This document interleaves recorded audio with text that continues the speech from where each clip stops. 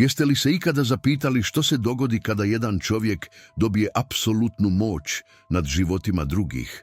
Što se dogodi kada je taj čovjek, ili u ovom slučaju žena, obilježena ratnim traumama i osobnom osvetom? Kad granica između pravde i okrutnosti postane tako tanka da je gotovo nevidljiva. Prije nego što nastavim s ovom uznemirujućom pričom, želim da prvo komentirate odakle dolazite. Vaš glas je važan. Ovaj kanal treba vašu pomoć da nastavi otkrivati ove skrivene povijesne užase koje mnogi žele zaboraviti. Pretplatite se odmah kako bismo zajedno mogli nastaviti ovo putovanje kroz najmračnije hodnike ljudske povijesti. Ovo je priča o stražarki Radić, ženi čije ime još uvijek izaziva jezu u kostima stanovnika Knina i okolice. Godina je bila 1944. Europa je gorjela u plamenu Drugog svjetskog rata. Hrvatska, kao dio raspadajuće kraljevine Jugoslavije, nalazila se u vrtlogu sukoba. Partizanski pokret otpora borio se protiv nacističkih okupatora i domaćih kolaboracionista. U tom kaosu, u malom gradiću Kninu, smještenom u podnožju impozantne tvrđave, dogodila se priča koju malo tko zna, a još manje njih želi priznati. Milica Radić nije oduvijek bila čudovište. Nekoć je bila učiteljica u maloj seoskoj školi u okolici Knina. Voljela je djecu i svoj posao, a njezin osmijeh mogao je rastopiti i najtvrđa srca. Imala je 32 godine, muža Dragana i 6-godišnju kćer Anu. Živjeli su skromno, ali sretno u maloj kamenoj kući pokrivenoj crvenim crijepom, tipičnoj za dalmatinsko zaleđe. Ali rat ne bira žrtve. Jednog hladnog veljačkog jutra 1942. dok je Milica pripremala doručak, na vrata je snažno pokucao njihov susjed Josip. Lice mu je bilo blijedo, a oči pune straha. Milice dolaze, viđeni su na cesti prema selu. Bježite! Dragan, koji je potajno pomagao partizanima, znao je što to znači. Uhvatio je Milicu za ruke. Uzmi Anu i bježi u šumu. Naći ćemo se kod stare mlinice. Brzo! Ali bilo je prekasno. Zvuk teških vojničkih čizama odjekivao je već pred njihovom kućom. Milica je zgrabila Anu i pokušala pobjeći kroz stražnji izlaz, ali dočekao ih je mladi časnik u ustaškoj uniformi.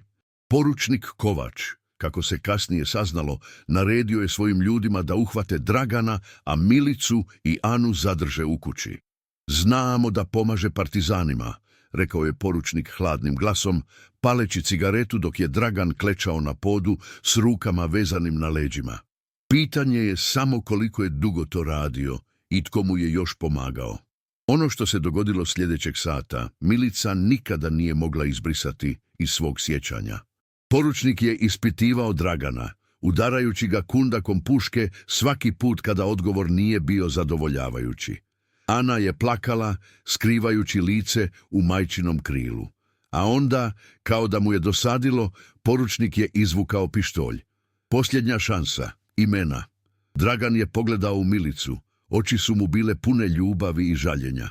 Volim vas, prošaptao je. Pucanj je odjeknuo malom kućom. Ana je vrisnula. Milica je osjetila kako joj se svijet ruši, ali poručnik Kovač nije stao na tome. Okrenuo se prema Ani. Djeca partizanskih simpatizera također su neprijatelji države. Milica je vrisnula, pokušavajući se osloboditi vojnika koji ju je držao.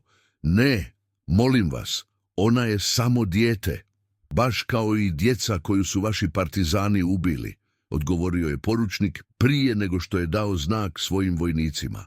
Milica Radić umrla je tog dana zajedno sa svojom obitelji. Tijelo joj je nastavilo disati, srce kucati, ali duša joj je bila mrtva. 3 dana kasnije partizani su oslobodili selo i pronašli Milicu kako sjedi između tijela svog muža i djeteta, nijemo zureći u prazno. Nije govorila tjednima, prisjetio se kasnije Petar Novak, partizanski liječnik koji ju je liječio. Kad je konačno progovorila, to nije bila ista žena. Nešto se u njoj slomilo i nikada se nije popravilo. Milica se pridružila partizanima, ali ne iz ideoloških uvjerenja. Tražila je osvetu. Njezina hladnoća i odlučnost brzo su je istakle među borcima. Do kraja 1943. postala je poznata kao Sjena zbog svoje sposobnosti da se nečujno kreće i izvodi zadatke koje drugi nisu mogli ili nisu htjeli. Kada su partizani u jesen 1944. zarobili važnu skupinu ustaških časnika i vojnika u blizini Knina, Milica je dobila zadatak čuvati zarobljenike do njihovog suđenja. Među njima sudbina je htjela da bude i poručnik Kovač, sada već promaknut u višeg čina zajedno s 12 mladih regruta. Zatvor je bio improviziran u podrumu stare tvrđave Knin, drevne utvrde koja je čuvala grad stoljećima. Vlažni kameni zidovi, uski hodnici i male ćelije bez prozora činili su ovo mjesto savršenim zatvorom, a za Milicu savršenom pozornicom za ono što je planirala. Imala je čudan sjaj u očima kada je saznala tko su zarobljenici, ispričao je kasnije Ivan Horvat, partizanski zapovjednik. Trebao sam znati da nešto nije u redu. Trebao sam je maknuti s tog zadatka. Ali bili smo u ratu, imali smo drugih briga, a ona je bila pouzdana. Kakvu sam strašnu pogrešku napravio. Prvi dani Miličine straže prošli su bez incidenata. Hranila je zarobljenike, osiguravala im vodu i osnovnu medicinsku skrb. Poručnik Kovač nije ju prepoznao. Za njega ona je bila samo još jedna bezimena žena iz sela koje je terorizirao. Ali Milica ga je prepoznala. Svake noći slušala je njegove molitve kroz rešetke, gledala kako spava, čekajući pravi trenutak. 5. dana počela je. Jeste li ikada gledali čovjeka kako polako gubi razum? Pitao je kasnije jedan od preživjelih regruta, Stjepan Marić, u svom iskazu koji je pronađen tek 90. godina. To počinje suptilno. Male stvari koje ne možete objasniti. Zvukovi u noći. Predmeti koji nisu tamo gdje ste ih ostavili. Osjećaj da vas netko promatra dok spavate. Prema Marićevom svjedočenju, Milica je prvo manipulirala njihovim osjećajem za vrijeme. Svjetla u ćelijama bila su upaljena kada bi trebala biti ugašena i obrnuto. Obroci su dolazili u nasumičnim intervalima, ponekad 3 puta u onome što se činilo kao nekoliko sati, ponekad bi prošao cijeli dan bez hrane. Izgubili smo pojam o tome koliko smo dugo bili tamo, napisao je Marić. Moglo je biti tjedan dana ili mjesec. Zidovi kao da su se približavali. Neki od mlađih regruta počeli su halucinirati. Zatim su počeli nestajati osobni predmeti, fotografije voljenih, pisma, mali vjerski simboli koje su zarobljenici držali za utjehu. Umjesto njih, zarobljenici bi pronalazili male, uznemirujuće crteže ili poruke napisane krvlju. Znaš li kako vrišti dijete, pisalo je na papiriću koji je poručnik Kovač pronašao u svojoj juhi jednog dana. Noći su bile najgore. Milica bi šaptala kroz hodnike, ponekad glasom djeteta, ponekad oponašajući glasove članova obitelji zarobljenika. Tata, zašto si me ostavio? Čuli bi neki od mlađih regruta usred noći, prepoznajući glasove svoje djece koju su ostavili kod kuće. Kako su dani prolazili, stanje zarobljenika rapidno se pogoršavalo. 2 regruta pokušala su samoubojstvo. Jedan je uspio, prerezavši vene komadom metala koji je nekako izvukao iz zida ćelije. Ona nije samo čuvala zatvor, napisao je Marić. Ona je bila zatvor.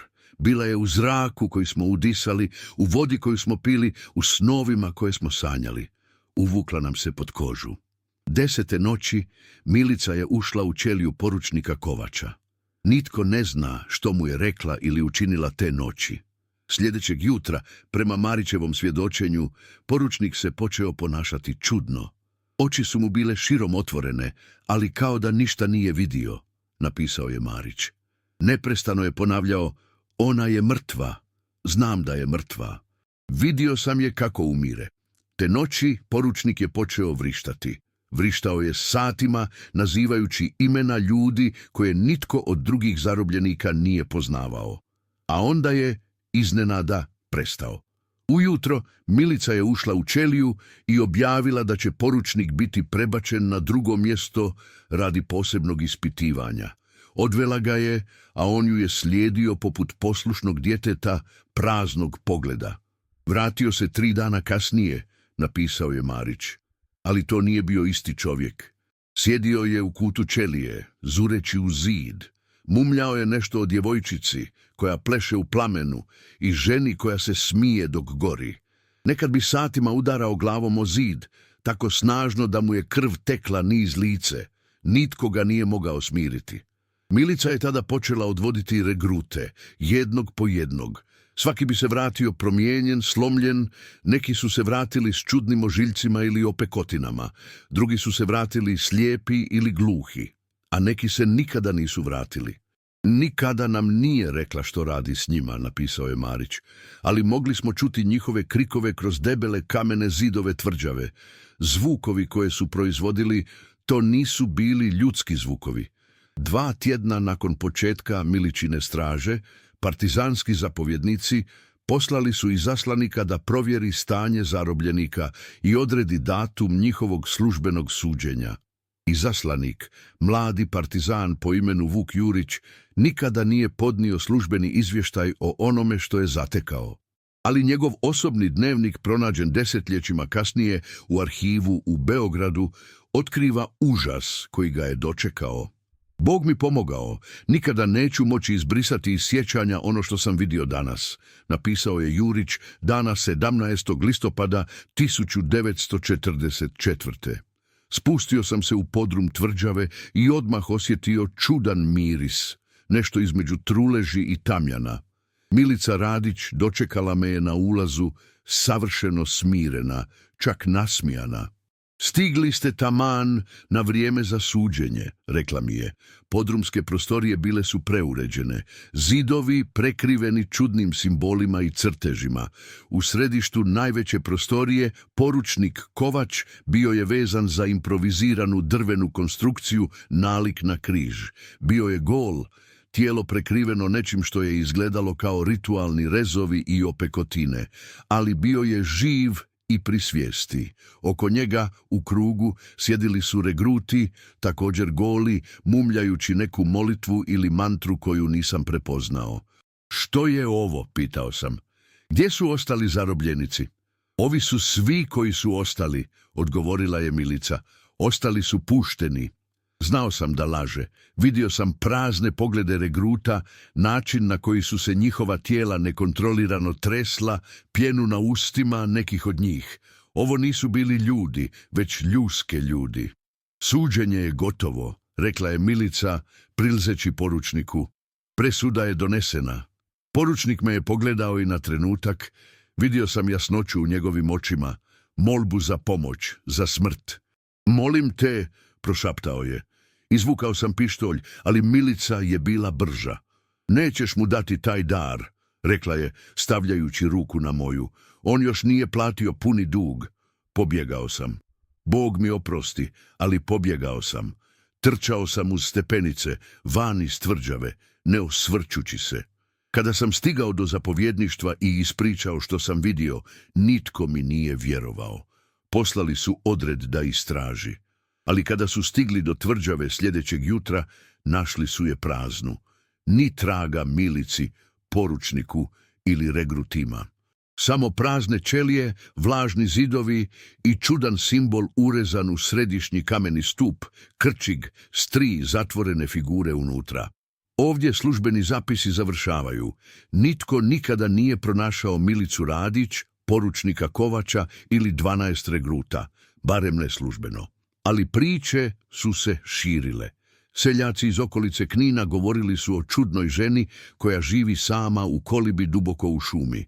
Govorili su da noću, ako pažljivo slušate, možete čuti muške glasove kako pjevaju nepoznate pjesme. I 13 glasova, uvijek isti stihovi, uvijek u isto vrijeme. Godine 1961. lokalni lovac po imenu Mirko Zorić zalutao je u šumi tijekom jake oluje. Tražeći sklonište, naišao je na malu kolibu s upaljenim svjetlom. Pokucao je, mokar i promrzao. Vrata je otvorila starija žena, kose sive kao pepeo, ali očiju crnih i pronicljivih kao u mlade djevojke. Uđi, rekla je. Očekivala sam te. U svojoj izjavi lokalnoj policiji Zorić je tvrdio da je u kolibi vidio 13 staklenih posuda poredanih na polici. U svakoj je bila neka tekućina i nešto što je izgledalo kao mali, pokretni, ljudski oblik. Moji gosti, rekla je žena, prateći njegov pogled. Ovdje su već 17 godina.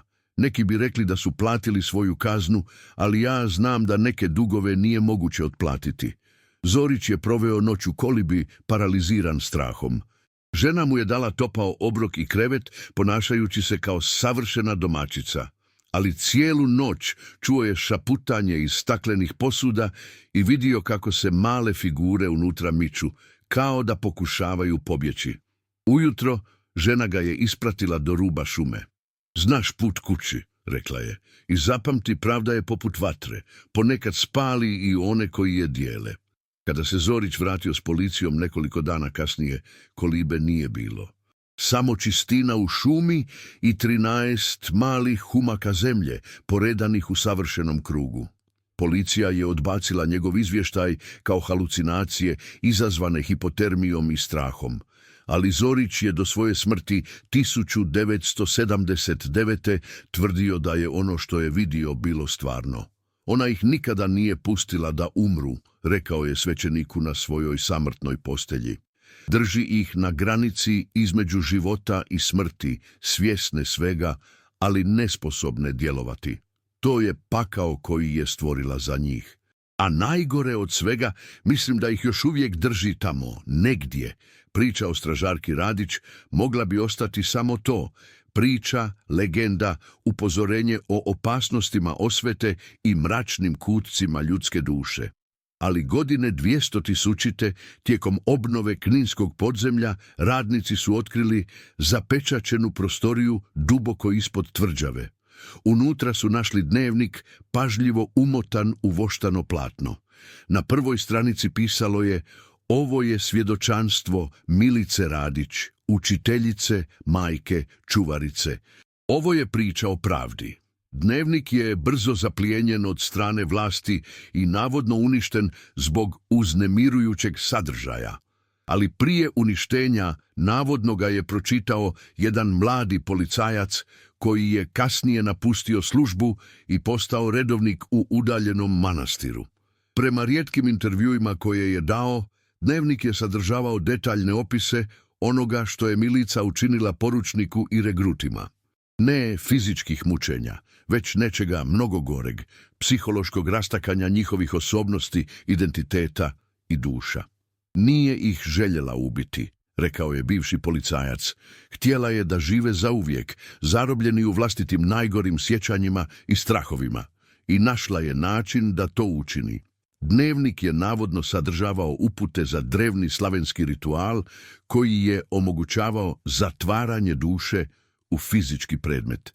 Milica je, prema tim zapisima, pronašla ritual u starim knjigama, skrivenim u tajnoj prostoriji kninske tvrđave i modificirala ga za svoje potrebe.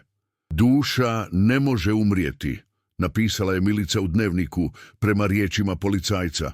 Može samo biti zatočena. Kao što su oni zatočili moju kćer u tijelu koje više nije moglo živjeti, tako sam ja zatočila njih u tijelima koja ne mogu umrijeti.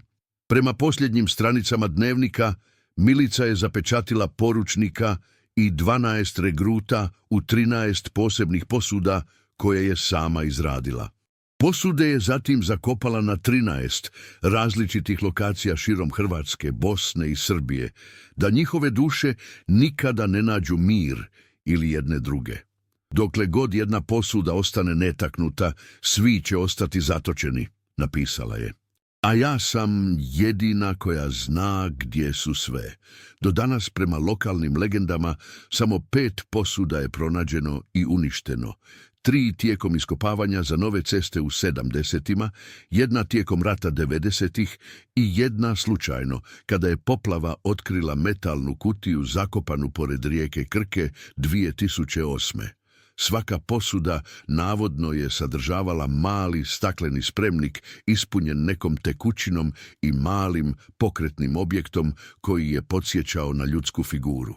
I svaki put kada je posuda uništena, svjedoci su prijavljivali čudan, prodoran krik koji kao da je dolazio ni od kuda i svuda istovremeno.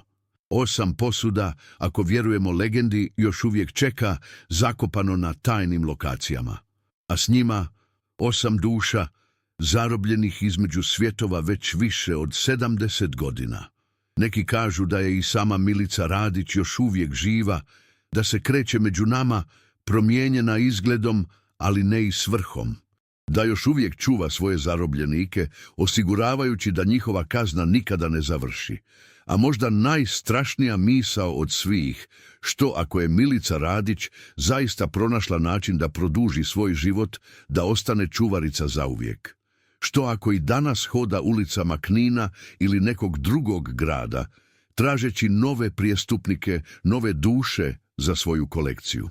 Prema lokalnom svećeniku iz Knina, ocu Mariju Juriću, koji je istraživao ovu priču desetljećima, postoji razlog za oprez.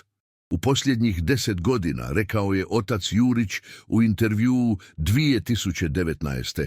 13 ljudi nestalo je u okolici Knina.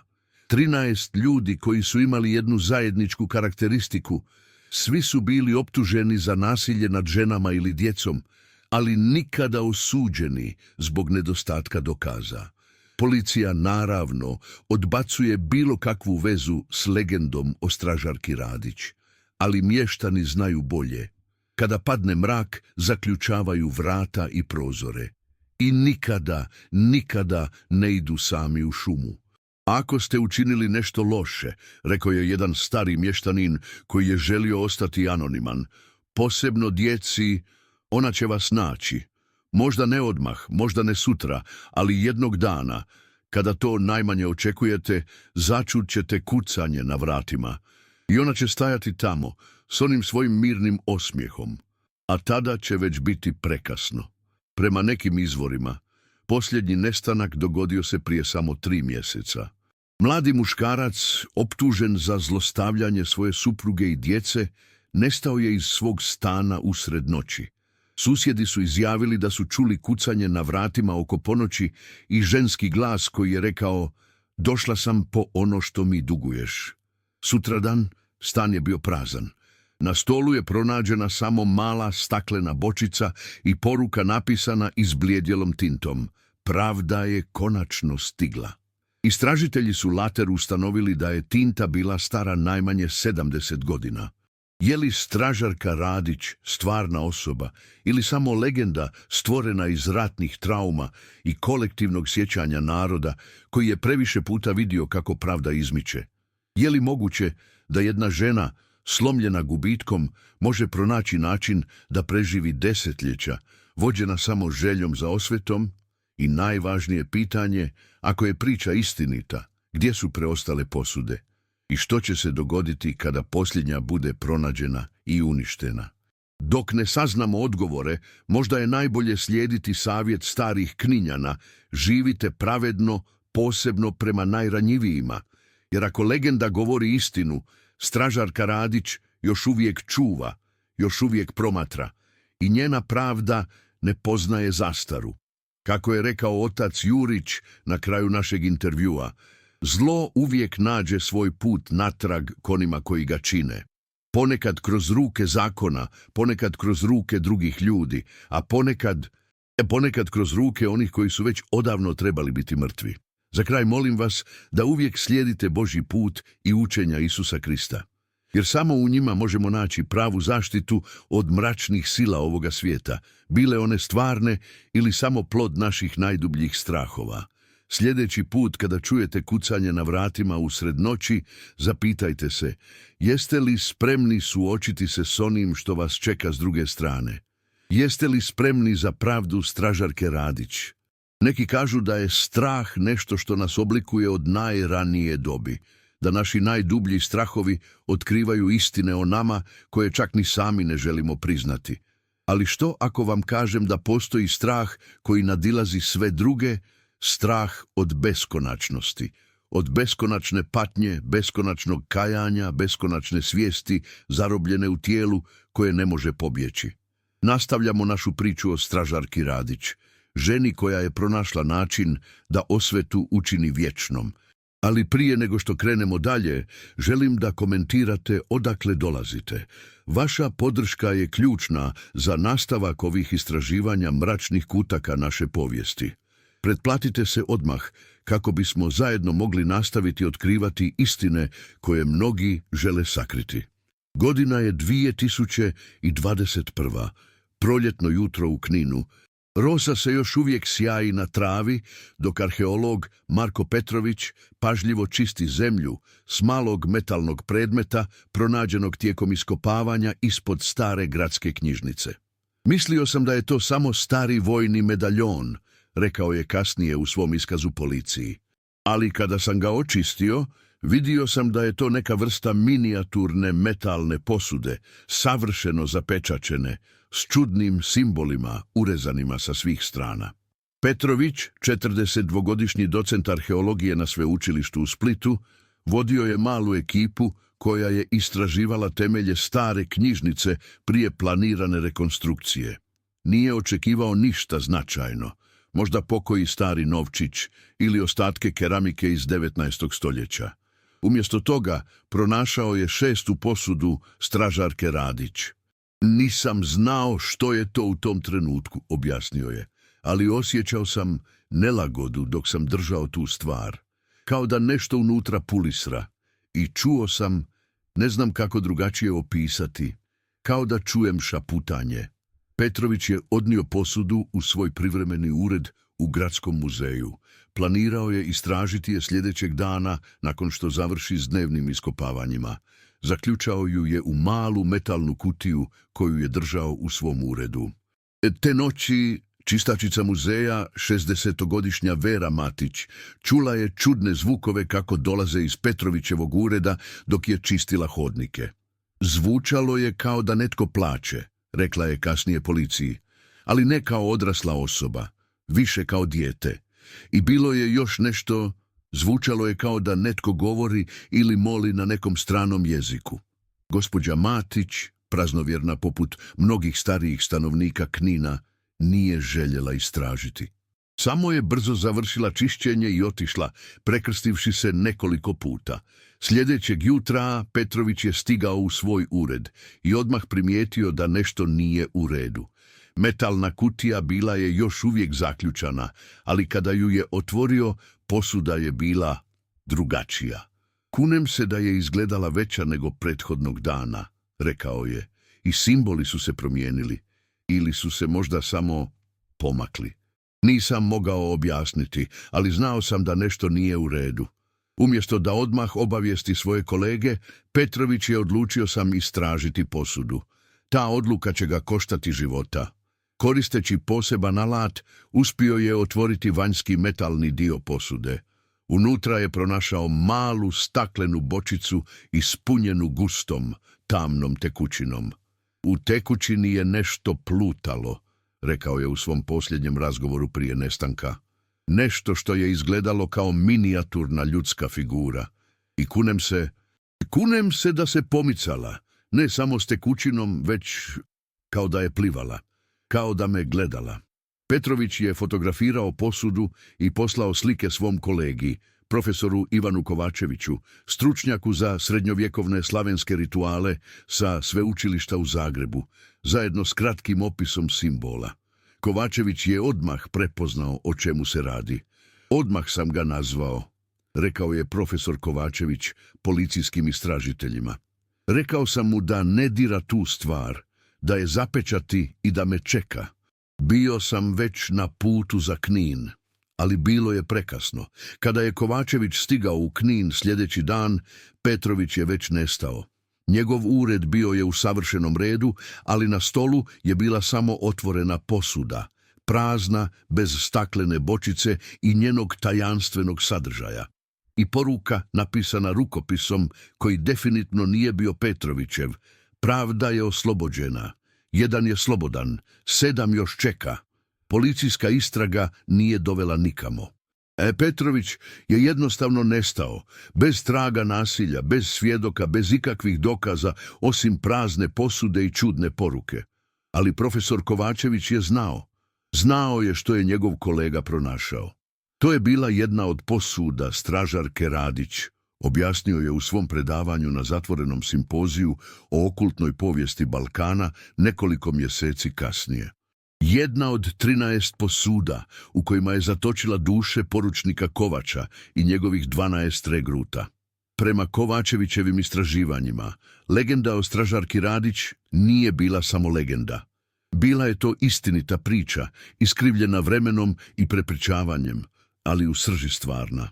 Milica Radić doista je bila učiteljica iz okolice Knina, rekao je Kovačević, i doista je izgubila muža i kćer u ratnim strahotama. Ali ono što je uslijedilo, to je ono što prelazi granice našeg razumijevanja stvarnosti.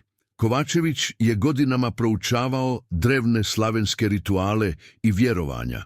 Prema njegovim istraživanjima postojali su drevni obredi koji su navodno omogućavali vezivanje duše za fizičke predmete.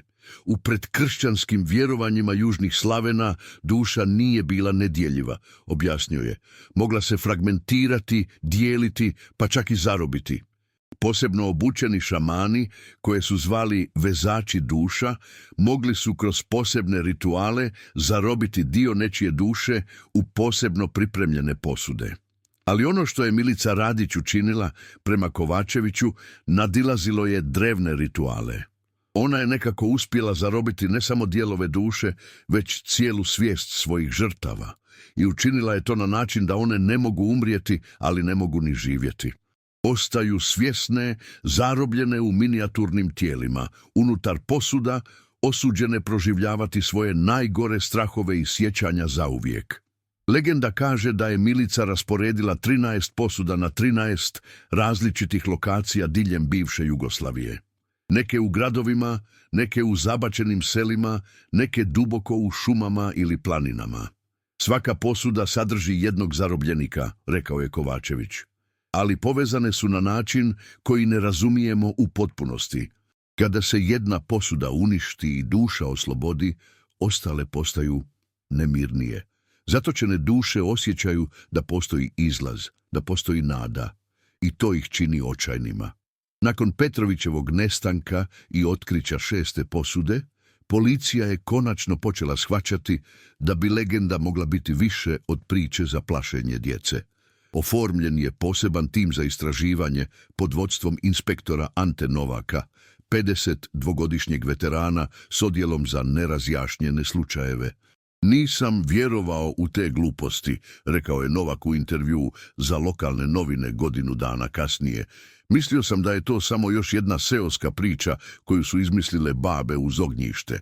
Ali onda sam počeo istraživati nestanak Petrovića i ostale slučajeve povezane s navodnim posudama i stvari su postale čudne. Novak je počeo povezivati slučajeve kroz posljednjih 70 godina.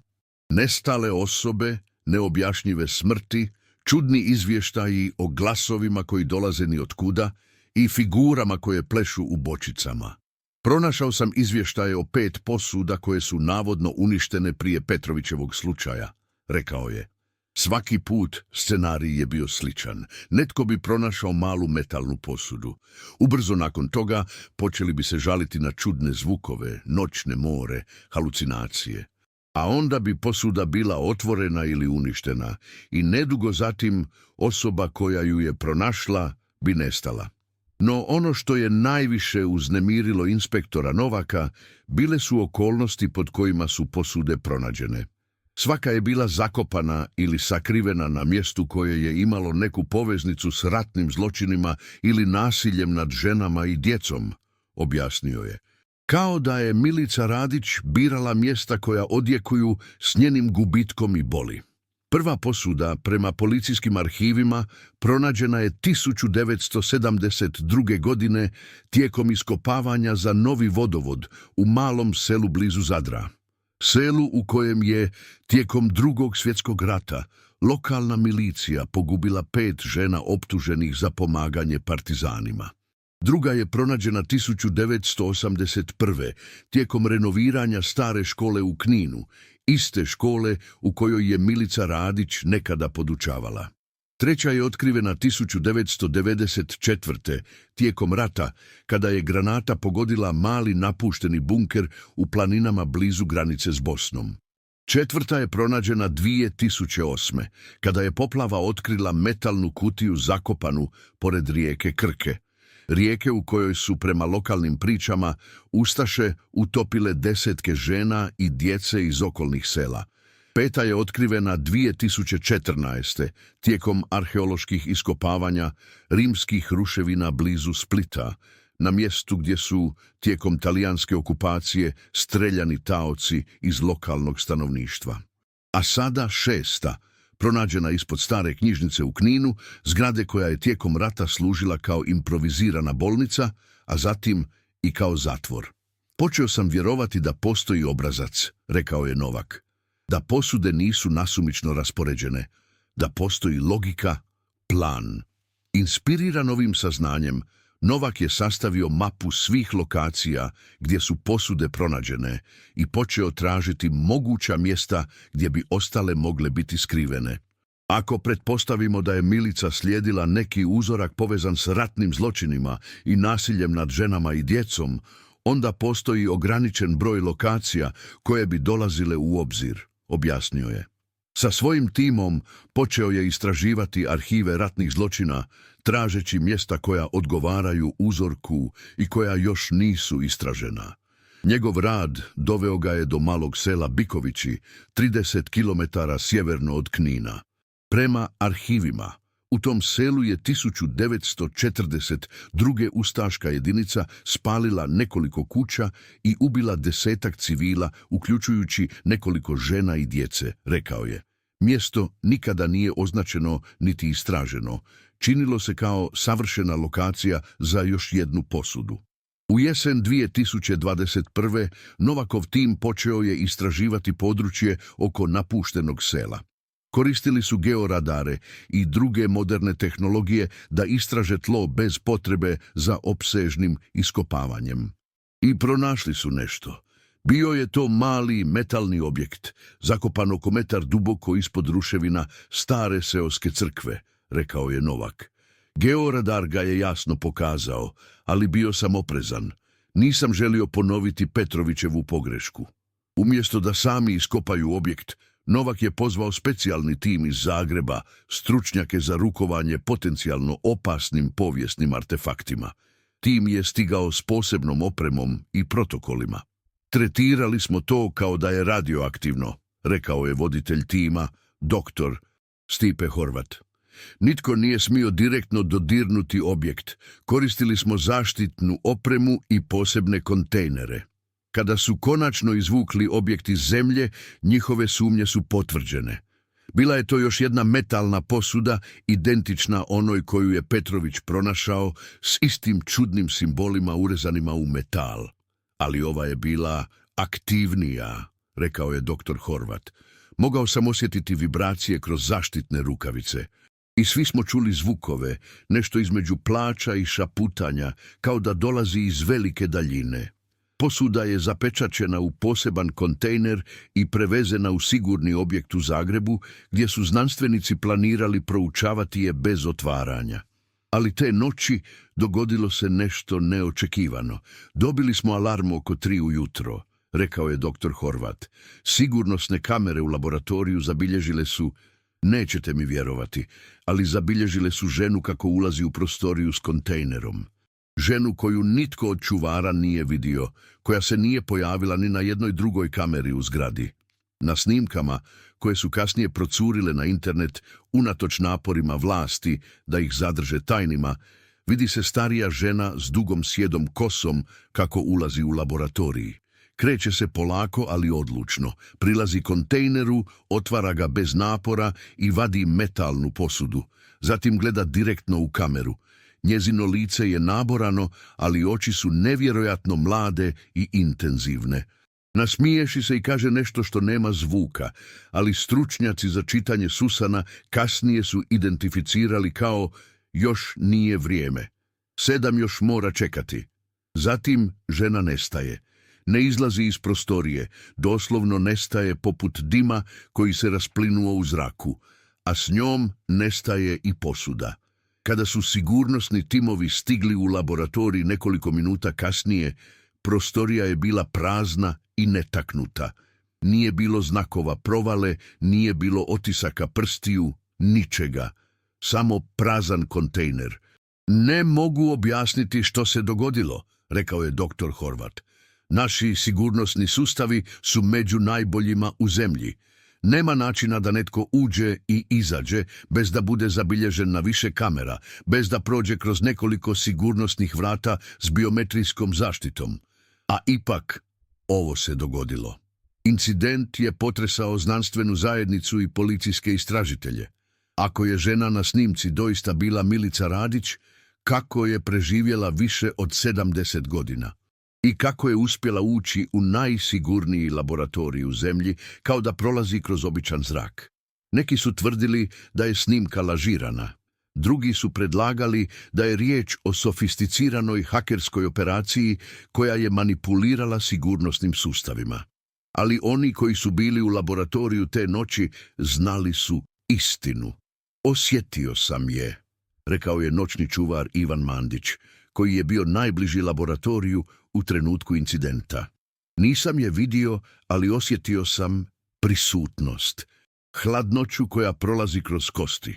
I miris, teško je opisati, poput svježeg cvijeća i stare krvi pomiješanih zajedno. Nakon ovog incidenta priča o stražarki Radić više nije bila samo lokalna legenda. Postala je nacionalna vijest. Mediji su preplavili Knin i okolna područja, tražeći svjedoke, dokaze, bilo što povezano s misterioznom ženom i njenim posudama. I ljudi su počeli govoriti. Desetljećima čuvane tajne počele su izlaziti na vidjelo. Starica iz malog sela blizu Zadra ispričala je kako je kao djevojčica 1960-ih vidjela ženu kako zakopava nešto pored starog bunara. Rekla mi je da čuvam tajnu, prisjetila se starica. Rekla je da je to posuda pravde i da dok god ostane zatvorena, zli ljudi neće moći nanijeti štetu. Umirovljeni šumar iz planina iznad Knina ispričao je kako je 70-ih naletio na malu kolibu duboko u šumi, koju nije bilo na nijednoj mapi. Žena koja je živjela tamo imala je najhladnije oči koje sam ikada vidio, rekao je. Pozvala me unutra na čaj. Na policiji je imala staklene posude s nečim što je izgledalo kao mali homunculi, malene ljudske figure koje su plivale u nekoj tekućini. Rekla mi je da su to ljudi koji su ubili njenu obitelj i da će živjeti zauvijek u tim posudama, proživljavajući svoju smrt iznova i iznova. Bivši vojnik priznao je da je tijekom rata 90-ih njegova jedinica pronašla čudnu metalnu posudu u napuštenom podrumu. Otvorili smo je iz znatiželje, rekao je drhtavog glasa.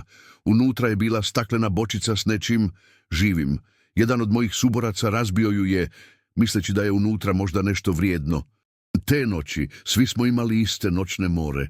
Sanjali smo da gorimo, da nas komadaju, da nas muče na načine koje ne mogu ni opisati. Sutradan, suborac koji je razbio bočicu nestao je. Našli smo samo njegovu uniformu, potpuno praznu, kao da je ispario iz nje. Novak i njegov tim nastavili su istraživati, prikupljajući svjedočanstva i tragajući za preostalih 6 posuda. Ali posao je postajao sve opasniji. Članovi mog tima počeli su doživljavati čudne stvari, rekao je Novak.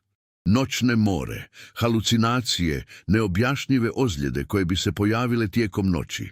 Jedan istražitelj pronašao je čudne simbole, identične onima na posudama, urezane na zidu svoje spavaće sobe, zidu koji je bio prazan kada je otišao na spavanje. Unatoč ovim zastrašujućim događajima, Novak je nastavio svoju potragu. Njegova teorija o obrascu lokacija dovela ga je do još jednog mjesta, napuštene tvornice u industrijskoj zoni Splita, koja je tijekom Drugog svjetskog rata služila kao zatvor. Povijesni zapisi pokazuju da je barem 30 žena i djece umrlo u tom zatvoru, rekao je. većina od gladi i bolesti, ali neki i od mučenja. Ako je Milica slijedila svoj obrazac, to je bilo logično mjesto za još jednu posudu. U zimu 2022. Novak i njegov tim, sada pojačan stručnjacima za paranormalne fenomene i povijesne artefakte, počeli su pretraživati napuštenu tvornicu. Bilo je to jezivo mjesto, rekla je dr. Mija Jurić, parapsihologinja koja se pridružila timu. Čak i bez znanja o njegovoj povijesti, mogla sam osjetiti patnju koja je prožimala te zidove. Duše koje su tamo umrle nisu otišle dalje. Nakon 3 dana potrage, georadari su otkrili nešto ukopano ispod betonskog poda nekadašnje upravne zgrade. Tim je oprezno probio beton i počeo iskopavati. Bila je to metalna kutija, veća od posuda koje smo ranije pronašli, rekao je Novak. I bila je novija, možda stara samo nekoliko desetljeća, ne 70 godina. Kada su otvorili kutiju, unutra su pronašli 7 malih metalnih posuda, identičnih onima koje su ranije otkrivene. Bajle su poredane u krug, rekla je dr. Jurić, i između njih bila je fotografija, izblijedjela crno-bijela fotografija mlade žene s djetetom. Na poleđini je pisalo Milica i Ana, ljeto 1945. Novak je odmah naredio da se kutija zapečati i transportira u sigurnu lokaciju.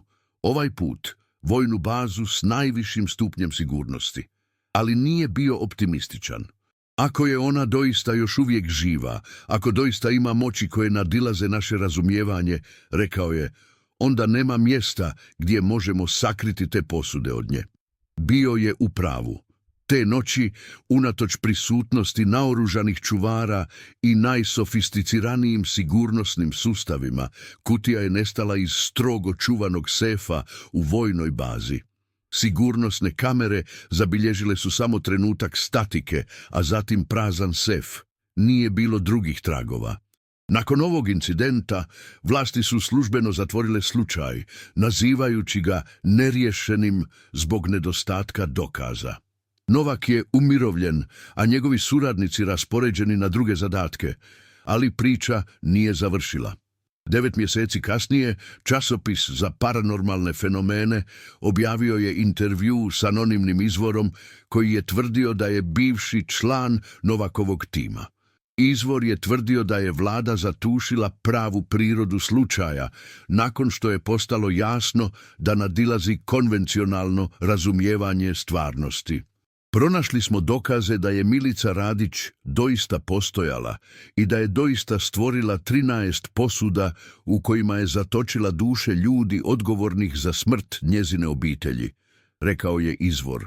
Ali ono što smo također otkrili, a što je stvarno zastrašujuće, jest da Milica nije jedina koja je koristila taj ritual. Prema izvoru, timovi istražitelja pronašli su dokaze sličnih posuda iz različitih vremenskih razdoblja diljem Balkana, neke stare čak nekoliko stoljeća. Čini se da je ovo drevna praksa, rekao je izvor.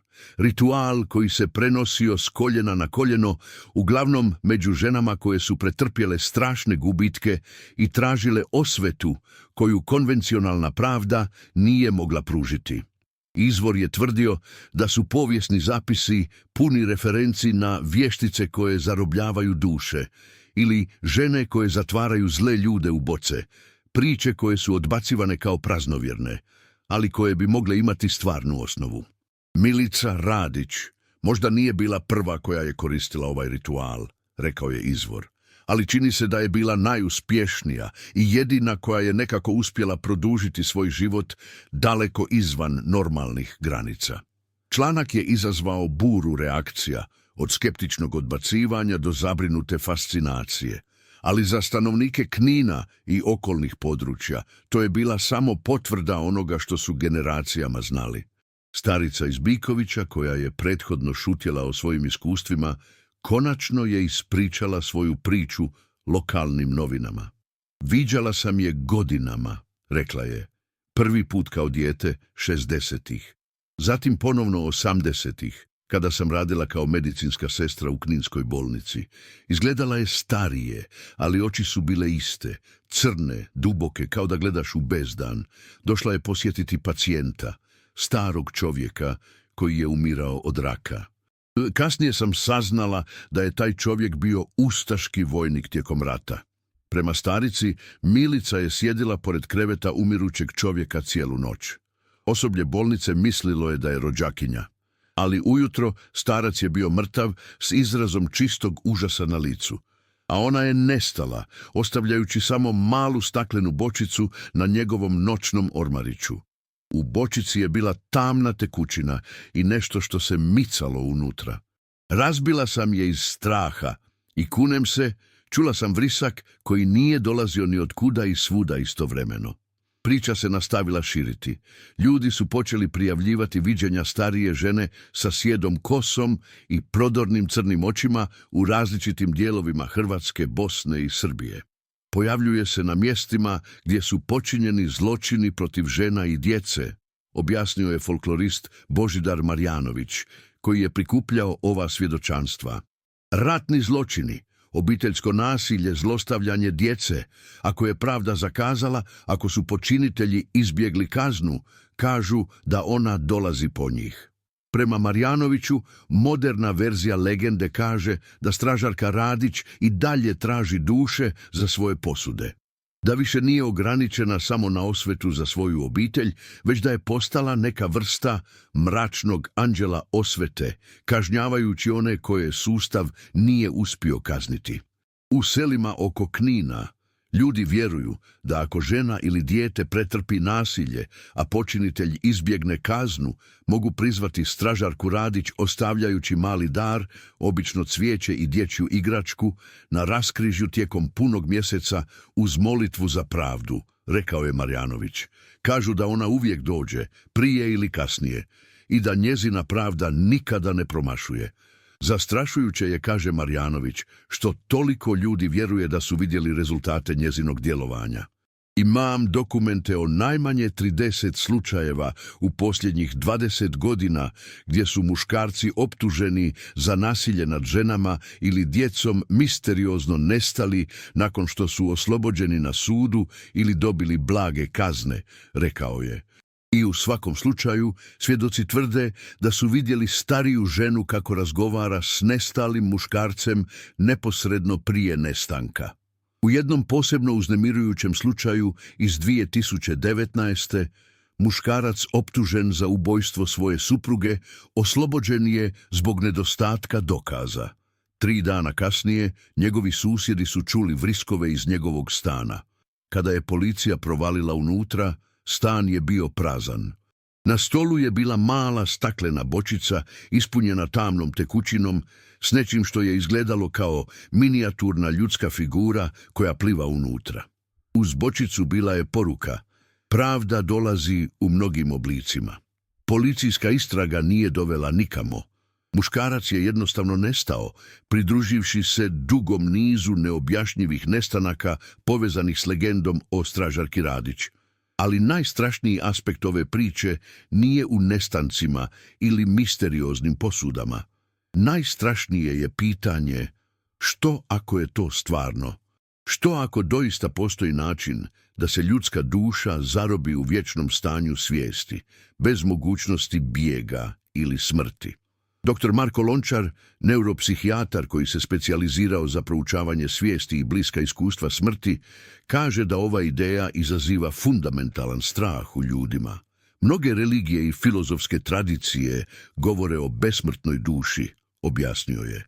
Ali uglavnom pretpostavljamo da ta besmrtnost donosi neku vrstu mira, oslobođenja ili barem promjene stanja.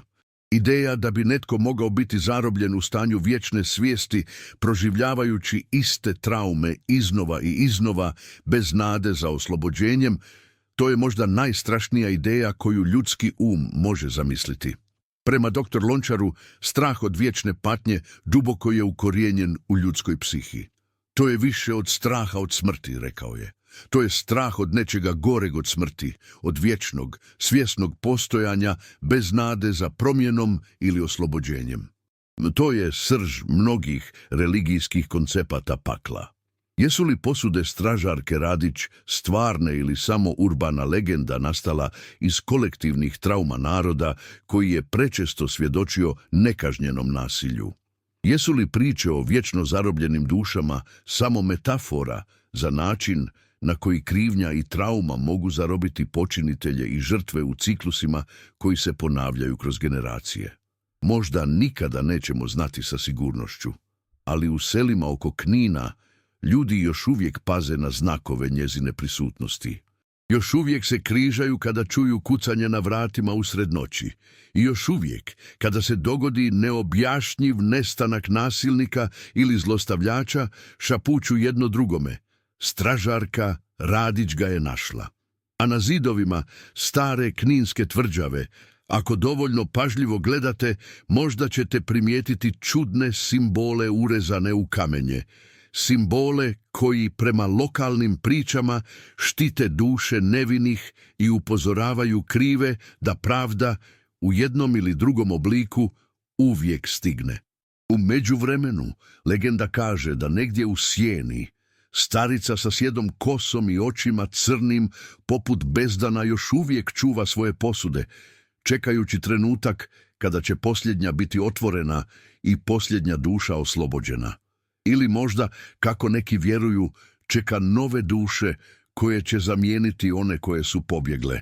Ako jedne tamne noći začujete kucanje na vratima i ugledate stariju ženu koja vas gleda s tihim osmijehom, zapitajte se, jeste li ikada nekome nanijeli nepravdu koja je ostala nekažnjena?